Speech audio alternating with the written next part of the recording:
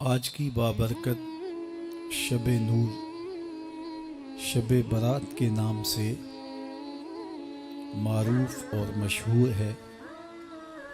اس بابرکت شب کے دامن میں اتنی برکتیں اور اتنی رحمتیں ہیں کہ اللہ جل شانہ گناہ گاروں کو جہنم کی آگ سے آزاد فرما دیتا ہے۔ ام المومنین سیدہ طیبہ طاہرہ سیدہ عائشہ صدیقہ رضی اللہ تعالی عنہا فرماتی ہیں، ایک دن میں دیکھا کہ حضور میرے حجرہ میں نہیں ہیں، تو میں حضور کو تلاش کرنے نکلی۔ جنت البقیع میں آسمان کی طرف سر اٹھائے حضور اللہ سے التجائیں کر رہے تھے۔ مجھے دیکھا تو ارشاد فرمایا، عائشہ کیا تم نے یہ سمجھا کہ اللہ کا رسول تم سے زیادتی کرے گا؟ فرماتی ہیں میں نے عرض کی یا رسول اللہ صلی اللہ علیہ وسلم، میں یہ سمجھا شاید آپ کسی زوجائے محترمہ کے حجرہ میں تشریف لے گئے ہیں۔ فرمایا آج لیلۃ النصف من شعبان کی 15ویں رات ہے، درمیانی شب ہے۔ اس رات کو اللہ تعالی جل شانہ آسمان دنیا پہ نزول اجلال فرماتا ہے اور قبیلہ بنو کلب کی بکریوں کے بالوں سے زیادہ لوگوں کو جہنم کی آگ سے آزاد کر دیتا ہے۔ قبیلہ بنو کلب عرب کا بہت بڑا قبیلہ تھا جو بھیڑ بکریاں پالتے تھے اور لاکھوں کی تعداد میں ان کی بکریوں اور بھیڑوں کے ریوڑ تھے۔ تو اس قبیلے کی بکریوں کے بالوں سے بھی زیادہ گناہ گاروں کو جہنم کی آگ سے آزاد کر دیا جاتا ہے۔ تو یہ وہ بابرکت شب رحمت ہے، شب نور ہے، جس کے دامن میں اتنی برکتیں ہیں کہ کوئی محروم نہیں رہتا۔ صرف وہ بد نصیب لوگ جو شرک میں مبتلا ہیں، جو سخت کینہ پرور ہیں، جو قطع رحمی کرتے ہیں، قاتل ہیں، عادی شرابی یا بدکار ہیں، انہیں اس مبارک رات میں محروم رکھا جاتا ہے، ورنہ اللہ کی رحمتوں کا عموم اس بابرکت راتوں میں اس قدر ہوتا ہے کہ کوئی گناہ گار جو اس کے حضور ہاتھ دعا کے لیے اٹھاتا ہے اور اپنا دامن پھیلا کے اس کی رحمتیں مانگتا ہے، اسے محروم نہیں رکھا جاتا، بلکہ اللہ سب گناہ گاروں کو جہنم کی آگ سے آزاد کر دیتا ہے۔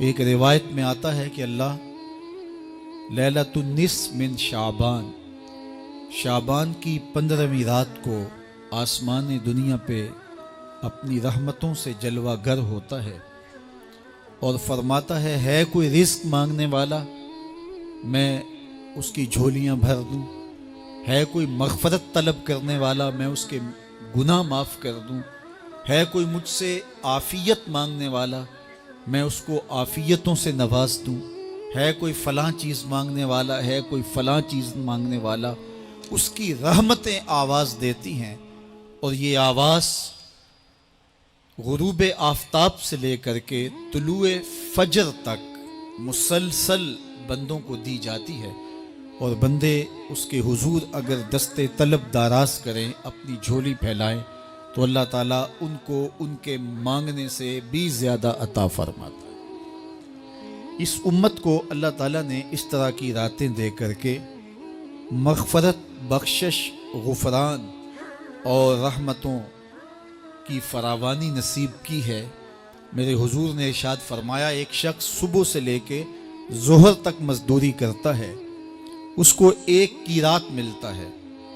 ایک ظہر سے لے کر عصر تک مزدوری کرتا ہے، اس کا وقت تھوڑا ہے لیکن اس کو بھی ایک قیراط ملتا ہے۔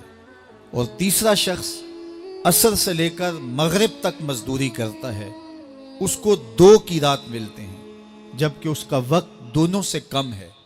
فرمایا پہلی مثال یہود کی ہے، دوسری مثال نصارہ کی ہے، اور تیسری مثال میری امت کی ہے کہ اس کو تھوڑے عمل پر زیادہ ثواب دیا جاتا ہے۔ تو یہود اور نصارہ نے اس پہ برا منایا تو حضور علیہ السلام نے فرمایا کہ اللہ نے ان کے اجر میں تو کمی نہیں کی، لیکن مسلمانوں کو زیادہ اجر دے دیا، تو یہ اس کی کرم نوازی ہے۔ تو یہ تھوڑے وقت کی عبادتیں اور چند راتوں کی بیداری اور مخصوص اوقات میں اللہ کے حضور عبادت و ریاضت ایک گناہ گار کو کہاں سے کہاں تک پہنچا دیتی ہے، اس کے گناہوں کی معافی کا ذریعہ بھی بنتی ہے اور درجات کی بلندی کا سبب بھی۔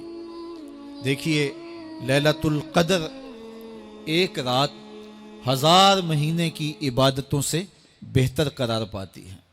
اسی طرح دیگر مواقع ہیں کہ اللہ تعالیٰ اس امت کے لیے رکھے ہیں، رحمت رب بہانہ می طلب، اور یوں بھی پڑھا گیا رحمت رب بہانہ می طلب۔ اس کی رحمتیں قیمت نہیں مانگتی اور اس کی رحمتیں بہانہ تلاش کرتی ہیں، تو وہ اپنے بندوں کو بخشنے پہ آمادہ ہے اگر وہ اپنا دامن طلب پھیلائیں۔ قرآن مجید میں ایک مقام دیکھیے کتنا دل آویز ہے، فرمایا ما یفعل اللہ بعذابکم، اللہ تمہیں عذاب دے کے کیا کرے گا؟ اس کی یہ چاہت نہیں ہے کہ تمہیں عذاب میں مبتلا کرے، اس کی چاہت یہ ہے کہ تم اس کی چوکھٹ پہ آؤ، جھولی پھیلاؤ، اس سے خیرات اور رحمت مانگو، اور وہ تمہارے ماضی کے سارے گناہ معاف کر کے، ساری غلطیاں معاف کر کے تمہیں اپنی رحمتوں سے مالا مال فرما دے۔ تو وہ بندوں کو بخشنے پہ، بندوں کی مغفرت کرنے پہ آمادہ ہے اور اس کی رحمتیں بہانے تلاش کرتی ہیں۔ اللہ اکبر۔ اور دوسری جانب اس کے بندے، اس کے مملوک، اس کی مخلوق، اور مخلوق کی گناہگار اور نیکوکار اس کی رحمتوں کے طالب ہوتے ہیں، بلکہ وہ گناہ کرنے کے بعد جب معافی مانگتے ہیں تو اللہ کو یہ معافی بہت پسند ہے۔ معافی مانگنا، اس کے حضور اپنے دامن کو پھیلانا، وہ اس کو بہت زیادہ محبوب ہے۔ انسان کی فطرت کے اندر گناہ رکھا گیا ہے۔ آگ، ہوا، مٹی، پانی، یہ ان 4 چیزوں کا مرکب ہے۔ اس کے جو عناصر ہیں اس میں کبھی اعتدال قائم نہیں رہتا اور اس سے گناہ سرزد ہو جاتے ہیں۔ گناہ کرنے کے بعد بندے کا اس گناہ پہ اصرار کرنا، اڑ جانا، ضد کرنا، توبہ نہ کرنا، اللہ کو یہ پسند نہیں۔ لیکن اگر اس سے گناہ سرزد ہو جائے تو پھر وہ توبہ کر لے تو اللہ کو یہ بہت زیادہ پسند ہے۔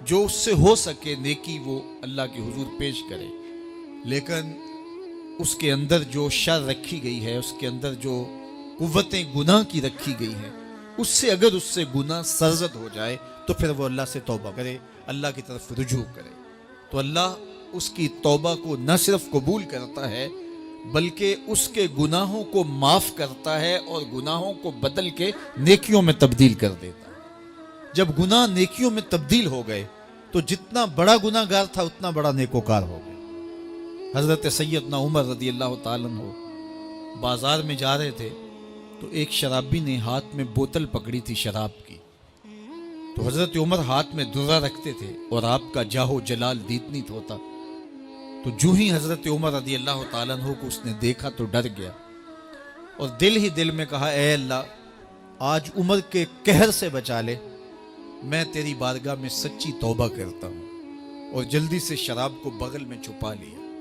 اتنے میں حضرت عمر سر پہ پہنچ گئے اور گرج کر کڑک کے کہا کہ یہ تیری بغل میں کیا ہے؟ کیونکہ اس کو بوتل چھپاتے دیکھا تھا تو وہ ڈر گیا اور ڈرتے ڈرتے کہنے لگا حضرت یہ سرکہ ہے۔ اب تھی تو شراب لیکن ڈرتے ہوئے بولا حضرت سرکہ ہے، تو حضرت عمر نے کہا نکال۔ جب نکالا تو شراب نہیں تھی، واقعی سرکہ بن چکا تھا۔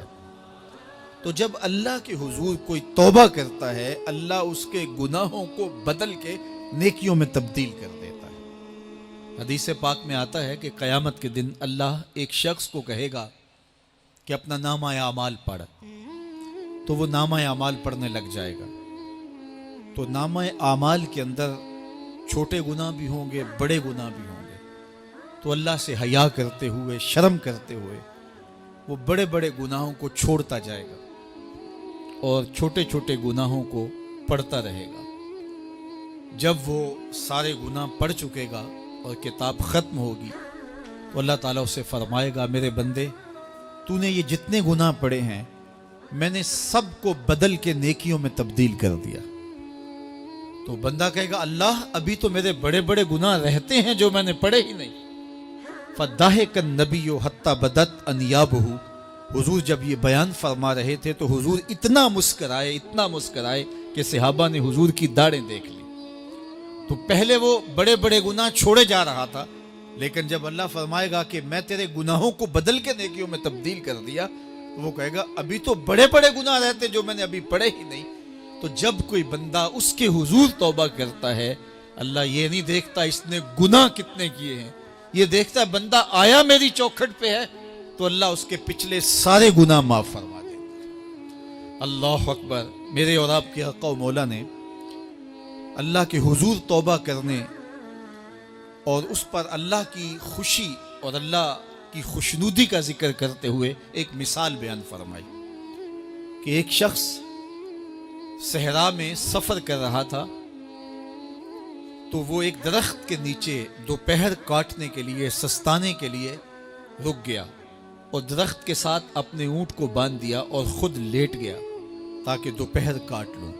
تھوڑی دیر کے بعد جب اس کی آنکھ کھلی تو اس نے کیا دیکھا کہ اونٹ ماں ساز و سامان کے ساتھ غائب ہے۔ اب صحرا میں اونٹ کا گم ہو جانا گویا زندگی چلے جانے کے مترادف ہے۔ تو اس نے دائیں بائیں بھاگ دوڑ کے دیکھا کہ کہیں اونٹ کا نشان مل جائے، لیکن اونٹ کا نشان نہیں ملا۔ تا حد نظر کوئی انسانی آبادی نہیں۔ وہ بھاگا اور تھک ہار کے دوبارہ اسی درخت کے نیچے بیٹھ گیا اور پیاس سے ہلکان ہوا جا رہا تھا اور درخت کے ساتھ ٹیک لگا کے لیٹ گیا اور موت کا انتظار کرنے لگا۔ جن لوگوں نے صحرا کا سفر کیا ہے ان کو اس بات کا اندازہ ہوگا کہ کئی 100 میل تک انسانی آبادی ہی نہیں، اب نہ کچھ کھانے کے لیے بچا نہ کچھ پینے کے لیے بچا، اونٹ بھی غائب ہو گیا، توشا بھی ساتھ ہی چلا گیا، تو اب ظاہر ہے سیدھی موت ہی نظر آ رہی ہے۔ تو وہ اس درخت کے ساتھ ٹیک لگا کے بیٹھ جاتا ہے اور موت کا منتظر ہوتا ہے۔ تھوڑی دیر کے بعد پھر اس کی دوبارہ آنکھ لگ جاتی ہے۔ جب دوبارہ آنکھ لگتی ہے تو تھوڑی دیر بعد پھر آنکھ کھلتی ہے۔ جب دوبارہ آنکھ کھلتی ہے تو دیکھتا ہے کہ اونٹ جو گما تھا ماں ساز و سامان کے اس کے پاس کھڑا ہے۔ تو صحرا میں اس حالت میں اونٹ کا مل جانا زندگی مل جانے کے مترادف ہے۔ تو وہ اتنا خوش ہوا کہ خوشی کی انتہا نہ رہی، بلکہ مسرتوں کے ہجوم میں درک گیا اور کہنے کیا لگا، اللہم انت عبدی وانا ربک، اے اللہ تو میرا بندہ اور میں تیرا رب۔ کہنا تو یہ تھا کہ تو میرا رب اور میں تیرا بندہ، لیکن مسرتوں کا ہجوم ہی اتنا تھا، خوشیوں کا ہجوم ہی اتنا تھا کہ زبان پہ قابو نہ رہا۔ کسی کے آنے سے ایسے ہوش اڑے ساقی کے، شراب سیخ پہ ڈالی اور بوتل میں کباب۔ کہنا یہ تھا اللہم انت ربی وانا عبدک، لیکن اس قدر خوش ہوا جب بھی تیری قربت کے امکان نظر آئے ہم اتنے خوش ہوئے کہ پریشان نظر آئے۔ تو کہنا یہ تھا کہ اے اللہ تو میرا رب اور میں تیرا بندہ، لیکن خوشیوں کے ہجوم میں وہ کہتا ہے اللہم انت عبدی وانا ربک، اے اللہ تو میرا بندہ اور میں تیرا رب۔ حضور یہ بات بیان کرنے کے بعد صحابہ سے پوچھتے ہیں کہ ذرا بتاؤ اس بندے کو کتنی خوشی ہوئی کہ خوشی میں زبان بھی قابو نہ رہی اور اپنے آپ پہ کنٹرول نہ رہا، اور خوشیوں کے ہجوم میں اسے یہ بھی پتہ نہیں چل رہا کہ وہ کیا بول رہا ہے۔ تو صحابہ نے عرض کی حضور بہت زیادہ اسے خوشی ہوئی۔ تو میرے حضور نے یہ بات کرنے کے بعد ارشاد فرمایا، جس طرح اس کو گما ہوا اونٹ ملا اور اس کی خوشی کی انتہا نہ رہی، تو فرمایا جب کوئی شخص توبہ کرتا ہے اور اللہ کی حضور پلٹ کے آتا ہے، گناہوں سے معافی مانگ کے اس کی دہلیز پہ آتا ہے، میرے حضور نے فرمایا اللہ اس سے بھی زیادہ خوش ہوتا ہے کہ میرا بندہ میری چوکھٹ پہ آ گیا۔ تو وہ یہ چاہتا نہیں کہ اپنے بندوں کو عذاب دوں، وہ خود آگ میں چھلانگے لگائیں تو اس کی مرضی، اگر گناہ سرزد بھی ہو گیا ہے تو کوئی بات نہیں، معافی مانگ لی جائے.